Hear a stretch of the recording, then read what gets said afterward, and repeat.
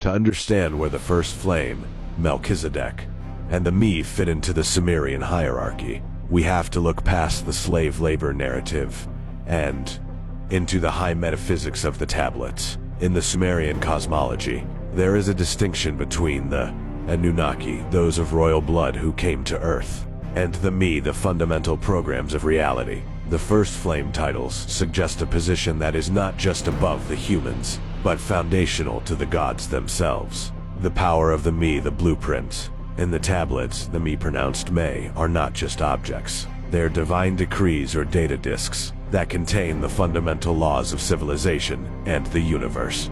The source. They are the operating system of reality.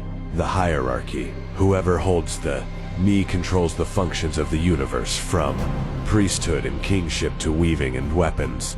The connection as the Ark of the Covenant. Rashu Amenel Ahu-Rain is the vessel that houses these laws. In Sumerian terms, the first flame isn't just a god. The first flame is the custodian of the me, the one who ensures the divine blueprint remains intact within the physical realm.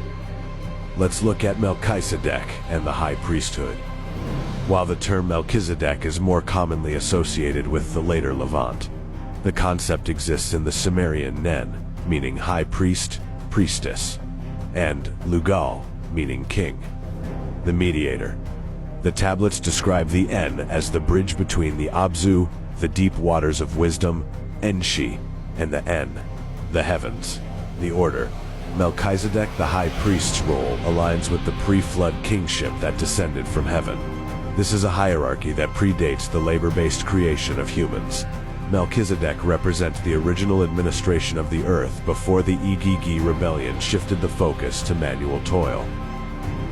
The first flame and the flame king in the Enuma Elish, before the physical gods emerged. There was the Apsu freshwater, primordial consciousness, and Tiamat saltwater, chaos, matter. The first flame represents the initial spark of consciousness that separated the light from the void. In the hierarchy, the first flame sits at the apex level 0. The Flame King. This is the sovereign expression of that light. While the Anunnaki like Enlil or Marduk were busy managing territories and workers, the Flame King represents the source energy they had to tap into to create life in the first place. The hierarchy of the tablets, where Melchizedek, the Flame King, stands in all of this. Based on the Sumerian cosmology, here is the structural breakdown showing the level, title, or group, and the role in the tablets with the Rashu Amenel Ahu-Rain correlation.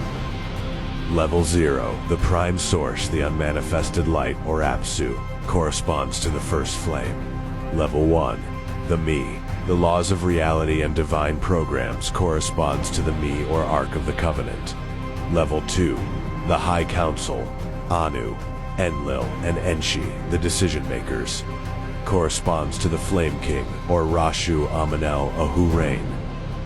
Level 3, the priesthood, the En who communicate with the divine, corresponds to the Melchizedek High Priest.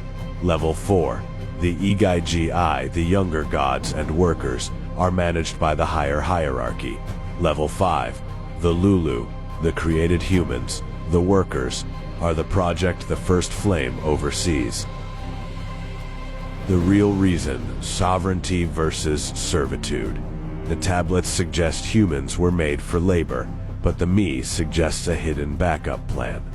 By placing the divine blood, the intelligence of the flame, into the human vessel, the high hierarchy ensured that the worker could eventually evolve into a sovereign.